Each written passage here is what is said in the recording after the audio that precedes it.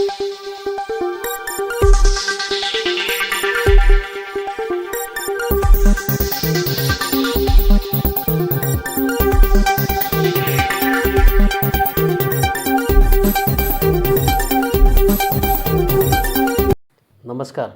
Asian news चॅनलमध्ये आपले स्वागत आहे.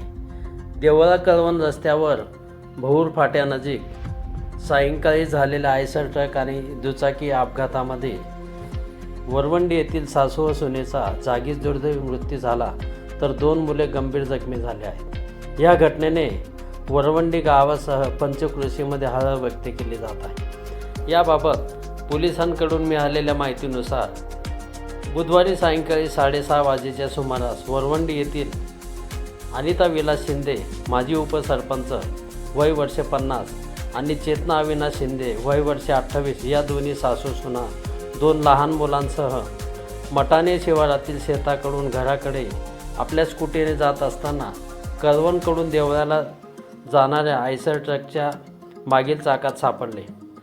अपघात इतका भयंकर होता की दोन्ही महिला जागीच ठार झाल्या, तर त्यांच्यासोबत असलेले गुरु शिंदे वय 3 आणि विधी शिंदे वय 6 हे दोघे चिमुकले गंभीर जखमी झाले आहेत. त्यांना पुढील उपचारासाठी कळवण आणि सटाणा येथील खाजगी रुग्णालयामध्ये हलवण्यात आले आहे. घटनेची माहिती मिळताच पोलीस निरीक्षक सार्थक नेहरे यांनी घटनास्थळी भेट दिली.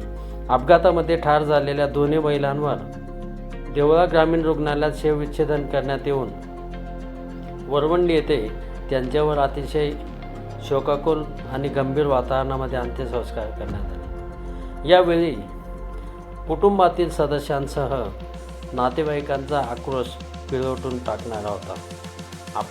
अपघातग्रस्त आयसर चालक घटनेनंतर फरारी झाला असून त्याच्यावर गुन्हा दाखल करण्याची प्रक्रिया सुरू होती.